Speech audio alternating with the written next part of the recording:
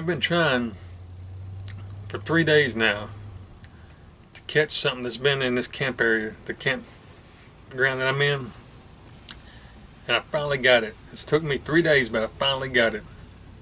Uh, I've been going around with my camera non-stop.